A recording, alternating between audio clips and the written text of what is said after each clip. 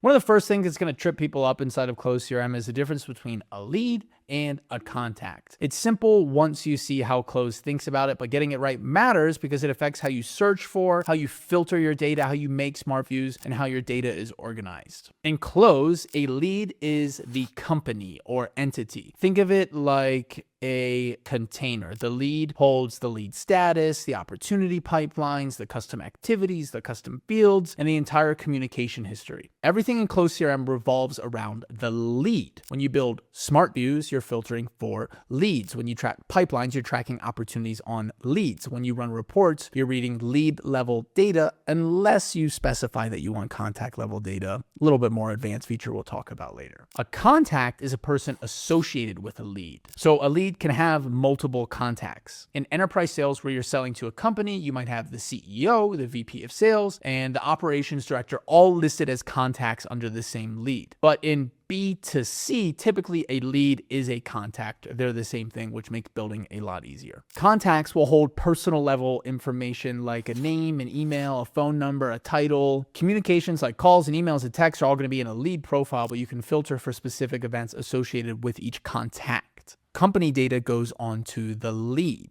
Industry, company size, lead source, CRM type. For, SendBlue, we collect what CRM someone uses, maybe how much revenue they do. And then personal data goes on to the contact. So this is that person's title, maybe their LinkedIn URL, things like their email, their phone number, custom activities. Those get logged on a lead level. When your rep fills out a form for a demo call completed, that form gets logged on the activities lead level. This matters for smart views because smart views filter for leads based on their activities. Most accounts that I build have one primary contact per lead, one company, one decision maker. But if you're doing something like enterprise sales or you're doing something like real estate or wholesaling, how you build these contacts and how you associate with each other can be a little bit different. If you're doing wholesaling, check out the video on my page on building a wholesaling account inside of Close CRM. But you definitely don't want to mess this part up because this is one of those foundational pieces that's really hard to go back on if you screw it up. Totally simple concept in this video, but absolutely foundational for everything that comes next. So now we're going to be ready to build the backbone of your entire Close CRM account, custom activities. That's next, and it's one of the most important videos in this entire course, so don't skip it.